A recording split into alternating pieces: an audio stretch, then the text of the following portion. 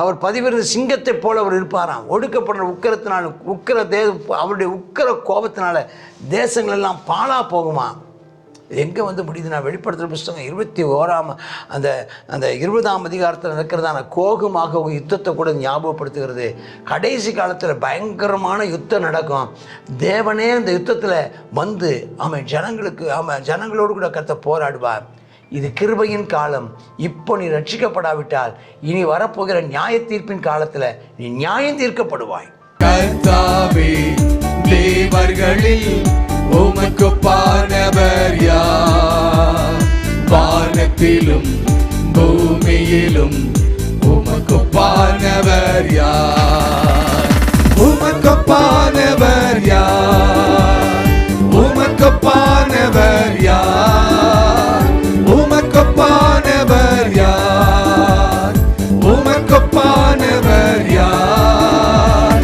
வானத்திலும் பூமியிலும் உமக்கு ஒப்பானவர் யார்?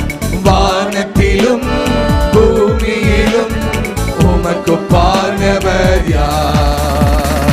கர்த்தாவே, தேவர்களில் உமக்கு ஒப்பானவர் யார்? வானத்திலும் பூமியிலும் உமக்கு ஒப்பானவர் யார்? செங்கடலை நீர் பிளந்து உந்தன் ஜனங்களை நடத்தி சென்றீர். செங்கடலை நீர் பிளந்து உந்தன் ஜனங்களை நடத்தி சென்றீர். நீர் நல்லவர், சர்வ வல்லவர், என்றும் வாக்கு மாறாதவர். நீர் நல்லவர், சர்வ வல்லவர், என்றும் வாக்கு மாறாதவர். உமக்கு ஒப்பானவர் யார்? உமக்கு ஒப்பானவர் யார்? உமக்கு ஒப்பானவர் யார்? உமக்கு ஒப்பானவர் யார்? வானத்திலும் பூமியிலும் உமக்கு ஒப்பானவர் யார்? வானத்திலும் பூமியிலும் உமக்கு ஒப்பானவர் யார்? கர்த்தாவே, தேவர்களில் உமக்கு ஒப்பானவர் யார்? வானத்திலும் பூமியிலும் உமக்கு ஒப்பானவர் யார்? எரேமியா 25ஆம் அதிகாரம். ஆண்டவராய் இயேசு கிறிஸ்துவின் நாமத்தினாலே வாருங்கள், கர்த்தருடைய வார்த்தையை தியானிப்போம். சொல்லப்பட்ட மாதிரி உங்களுடைய கருத்துக்களை எங்களோடு கூட எழுத மறவாதிருங்கள். அது மற்றவர்களை உற்சாகப்படுத்துவதற்கு அது ஒரு கருவியாக இருக்கும். இங்கே எரேமியாவுடைய பிரசங்க சுருக்கத்தை பார்க்குறோம். யோசியாவின் குமாரனாகிய யோயாக்கீம் என்கிற ராஜாவுடைய 4ஆம் வருஷத்துக்கு சரியான பாபிலோன் ராஜாவாகிய நேபுகாத் அரசாண்ட 1ஆம் வருஷத்தில் எரேமியா. இப்போ எப்போன்னு சொல்லப்பட்டிருக்கு. அதாவது யார் வர்றதுக்கு முன்னால் சிதேக்கியாவுக்கு முந்தின ராஜா யோயாக்கீம். அந்த யோயாக்கீம் ராஜா காலத்தில் இந்த கர்த்தருடைய வார்த்தை வருது. அப்போ எல்லாருக்காக அவன் சொல்கிறான். அங்கே 3ஆம் வருஷத்தில் நான் யோசியாவின் 13ஆம் வருஷத்துலேருந்து இந்த நாள் வரைக்கும் 33 வருஷமாக நான் கர்த்தருடைய ஊழியத்தை செய்து வர்றேன். உங்களுக்கு தீர்க்கதரிசனம் சொல்லி வர்றேன், எச்சரிப்பின் செய்தியை சொல்லி வர்றேன். அது மட்டும் இல்லை, கர்த்தர் உங்களிடத்துக்கு தீர்க்கதரிசியாய் தம்முடைய சகல ஊழியக்காரர்களையும் எனக்கு முன்னேயும் என் காலகட்டத்திலையும் அனுப்பி கொண்டே இருந்தும் நீங்கள் கேளாமலும் கேட்கும்படி சாய்க்காமலும் போனீங்க. பொல்லாத வழியை விட்டு திரும்பலை. அதனால் கர்த்தர் ரொம்ப கோவப்பட்டார். நீங்கள் அந்நிய தேவர்களை பின்பற்றாதீங்க, ஆராதனை செய்யாதீங்க, அதுக்கு பணியாதீங்க அப்படின்னு சொல்லி ஆண்டவர் சொன்னார். நான் உங்களுக்கு தீமை செய்யாதபடிக்கு எனக்கு கோபம் உண்டாக்காமல் இருங்கன்னு சொன்னேன்.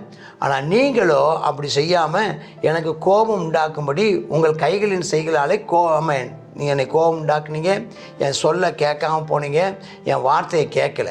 அதனால் நான் இப்போ வடக்கே இருந்து ஸ்தோத்திரம் ஒரு நேபுகாத் நேச்சாங்கிற ஒரு ராஜாவை நான் என்ன செய்ய போகிறேன், அழைத்து அனுப்ப போகிறேன்.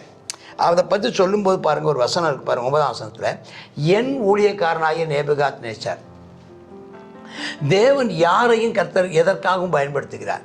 இஸ்ரவேல் ஜனங்களை ஸ்தோத்திரம் அவர்களை சிட்சிப்பதற்காக, அவர்களை ஒழுங்குபடுத்துவதற்கு, அவர்கள் மேல் ஒழுங்கு நடவடிக்கை எடுப்பதற்காக தேவன் பயன்படுத்தின ஒரு பாத்திரம் தான் நேபுகாத்நேச்சார். அவனை குறித்து வேதம் சொல்கிறது என் ஊழியக்காரன் சொல்கிறத நம்ம இங்கே பார்க்குறோம். அப்படியானால் சில நேரங்களில் திருச்சபைக்கு விரோதமாக செயல்படுகிற சில ராஜாக்கள் கூட தேவனாலே அனுப்பப்பட்டதான அவருடைய ஊழியக்காரர்களாக இருக்கிறார்கள் என்பதை நம்ம பார்க்குறோம்.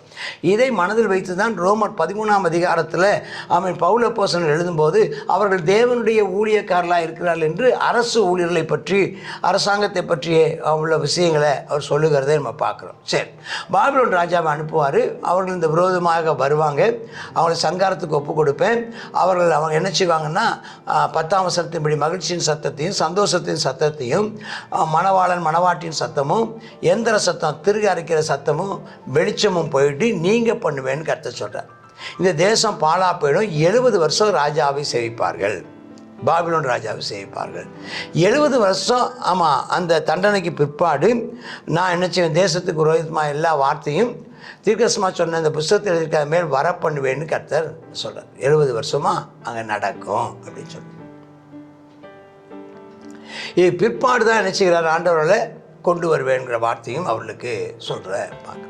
அப்போ தேவன் நியாய தீர்ப்பை ஆண்டவர் கட்டிருக்கிறார். நாம் சில நேரம் ஏன் ஆண்டவர் நியாய தீர்ப்பை அனுமதிக்கிறார், ஏன் சில நேரங்களில் ஆண்டவர் அது கடினமான காலகட்டங்களை அனுமதிக்கிறார் என்றால், ஒன்று நாம் ஒரு கீழ்ப்படியாமல் போகும்போதும் தேவன் அனுமதிக்கிறார். சில நேரங்களில் நமக்கு சில பாடங்களை கற்றுக் கொடுப்பதற்காக அனுமதிக்கிறார். சில நேரங்களில் தண்டனையாக கர்த்தர் சில காரணங்களை அனுமதிக்கிறார். சில நேரங்களில் நம்முடைய விசுவாசத்தின் சோதிப்பதற்காகவும் கர்த்தர் என்ன செய்கிறார், சில தண்டனைகளை ஆண்டவர் அனுமதிக்கிறார், சில சூழ்நிலைகளை அனுமதிக்கிறார். சரி, அதை சொல்லி முடிச்சிட்டதுக்கு அப்புறம் 15ஆம் வசனத்துன்னு சொல்கிறார். இந்த 70 வருஷ தீர்ப்புக்கு அப்புறம் என்ன செய்கிறாரா, ஆமாம், ஆண்டவர் சொல்கிறாரு எல்லா ஜாதிகளுக்கும் விரோதமாக ஆண்டவர் என்ன செய்கிறாரு, முழு தேசத்துக்கும் அதாவது தேவன் முதலாவது தம்முடையதான நியாய தீர்ப்பை தம்முடைய ஜனத்திலிருந்து துவக்குகிறார். தம்முடைய ஜனத்தை நியாயம் தீர்த்து சுத்திகரித்து அவர்களை பரிசுத்தமாக்கி அவர்களை மீண்டவர்களை தம்மண்டை சேர்த்து கொண்டது பிற்பாடு அகில உலகத்திலேயும் ஆண்டவர் தம்முடையதான நியாய தீர்ப்பை ஆரம்பிக்கிறார். அதை என்ன சொல்கிறாங்கன்னா, அந்த ஆரம்பிக்கிறத ஒரு பாத்திரம் அப்படின்னு சொல்கிறார். என்ன பாத்திரம்னா, ஒரு மதுபானத்தின் பாத்திரம். அந்த மதுபானங்கிறது எதை குறிக்கிறதுனா நியாய தீர்ப்பை குறிக்கிறது பார்க்கணும். அந்த பாத்திரத்தை கையிலேருந்து என்ன செய்கிறாரா, 14 வருஷத்து வாங்கி எல்லாருக்கும் குடிக்க கொடுக்குறார். அப்போ அவங்க எல்லாரும் என்ன செய்கிறாங்கன்னா, போட்டு என்ன செய்கிறாங்க, அதனால் சாபமாகும்படி குடிக்க கொடுக்குறாரு.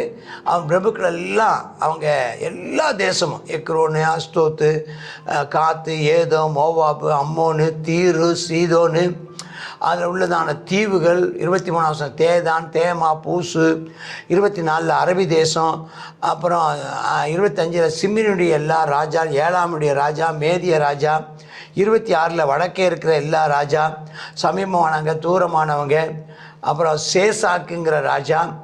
அதுக்கப்புறம் என்ன செய்கிறார், அவங்க எல்லாம் குடிச்சாரு. நீங்களும் குடித்து வெறிந்து வாந்தி பண்ணி போடும்படி பட்டயத்தால் எழுந்திராது இப்படி விழுங்கள் என்று சேனைகளின் கர்த்தர் உரைக்கிறார்னு சொல்லு. அப்போ 28 அவ எல்லா தேசத்தாரும் கொடுக்குறார், அன்னைக்கு அறியப்பட்ட தேசத்துக்கு. அதுக்கப்புறம் அவங்க குடிக்கிறதுக்கு அந்த பாத்திரத்தை கையில் வாங்க மாட்டோன்னு சொல்லுவாங்கன்னா, குடிச்சு தான் ஆகணும்னு சொல்லி கட்டாயப்படுத்த சொல்கிறார். இதோ தீங்கை கட்டளையிட நான் நாமம் தரிக்கப்பட்ட நகரத்தில் துவக்கும்போது நீங்கள் தண்டனைக்கு தப்புவீங்களா? நான் என் ஜனத்தையே, என் மக்களையே நான் தண்டனைக்கு உட்படுத்துவேனால் நீங்கள்லாம் எம்மாத்திரம். அதை வச்சு தான் நீதிமானே நிலை நிற்பது அவன் ஸ்தோத்திரம் அரிதானால் அவன் பாவியும் துன்மார்க்கனும் எங்கே நிற்பாங்க? கர்த்தர் தம்முடைய பரிசுத்தவான்களையே அவர் நியாயம் தீர்ப்பாரே என்றால் அவன் ஸ்தோத்திரம் அசுத்தனும், ஆமாம், அநீதி உள்ளவனும் எம்மாத்திரம் என்கிறத பார்க்கணும். அதனால் கர்த்தர் இந்த எல்லா வார்த்தைகளையும் சொல்கிறாரு. எப்படி ஆண்டவர் எப்படி அவர்கள் மேலே நியாய தீர்ப்பை கொடுப்பேன்னு சொல்லி அவர் சொல்லுகிறதான அந்த வசனம் பாருங்கள். 30ஆம் வசனத்தை சொல்கிறாரு.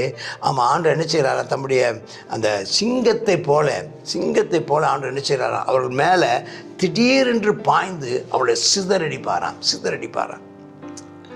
ஆண்டவர் அவர் மேலே சிங்கத்தை மாதிரி கர்ச்சிப்பாராம். ஆண்டவன் நியாயம் தீர்ப்பாராம், பட்டயத்துக்கு ஒப்பு கொடுப்பாராம். தீமை எல்லா பக்கமும் புசல் போல எழும்புமா, பூமி அதிர்ச்சி உண்டாகுமா, பெருமழை உண்டாகுமா, கல்மழை உண்டாகுமா.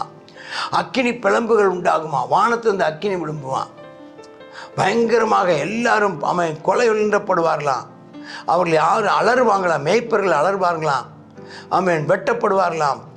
உச்சிதமான பாத்திரம் கீழே விழுந்து, கண்ணாடி பாத்திரம் கீழே விழுந்து நொறுங்குற மாதிரி அவன் தேசங்கள் எல்லாம் நொறுங்கி போகுமா, சிதறி போகுமா.